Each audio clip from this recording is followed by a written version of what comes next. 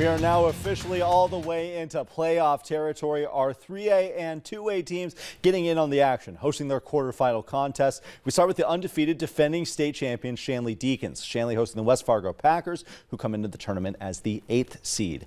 Shanley won the regular season meeting between these two teams, but it's West Fargo putting a good drive together early, going for it here on 4th down. Handoff to Chase Kierstad. Look at a bounce outside, brought down short of the sticks by Sam Ovshak. Possession goes to the Deacons. Moving ahead in that drive now, Shanley in the red zone. Landon Meyer on the quarterback draw takes some contact, but lands in the painted turf. The Deacons with a 7-0 lead.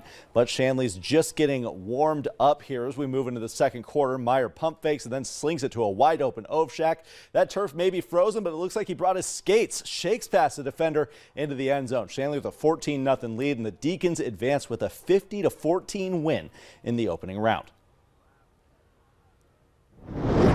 Now to West Fargo, where the Cheyenne Mustangs host Century in a rematch of last year's semifinal. Patriots deep in Mustang territory here on their first drive. Drew Nodland back to pass, scrambles around, brought down the hard way. A sack from Grant Knodel and Braden Olson forces 4th down. An incomplete pass later, possession goes to the Mustangs. Cheyenne proceeding to drive right down the field now. Caden Olson powering right up the middle, lowers the shoulder all the way in for the opening score. Mustangs lead 7-0.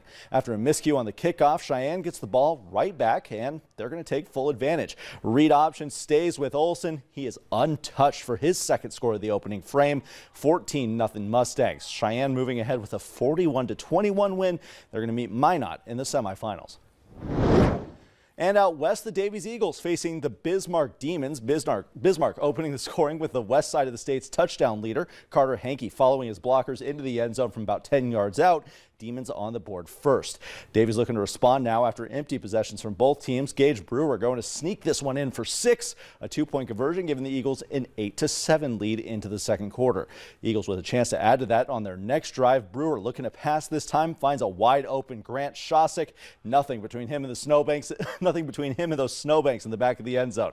Bomb from the Eagles going to give him a 15-7 lead, and that score is going to hold all the way through the end of this one. Davies will now play Shanley in the next round.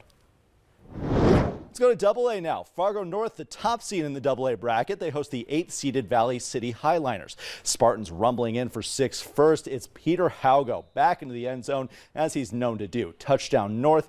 They're up after the first drive. Valley City with the ball. A handoff is botched. Ball is loose. North lands on it. 1st and 10 back in the red zone. Ethan Welk on the speed option now fakes the handoff, turns upfield. Taken down at the goal line. Flag is out, but it's later picked up. Spartan touchdown, 14-0. Back on the offense, ball goes right back into the midst of Peter Haugo. There he goes right down the right side. 1 stiff arm, 2 stiff arms, trots in for 6. 21-0, and Fargo North running away with it. A huge win in this opening round, 41-7, the final to advance.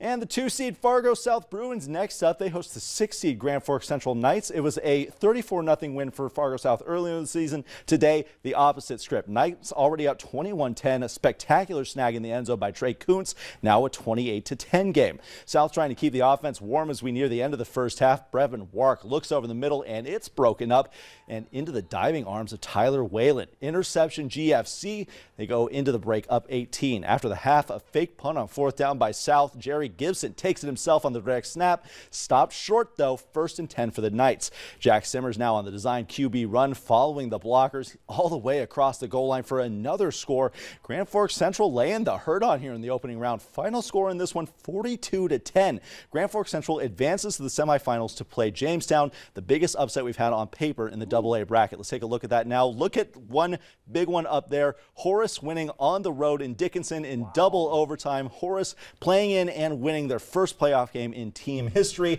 Another overtime game, Jamestown beating Red River by just 1 point.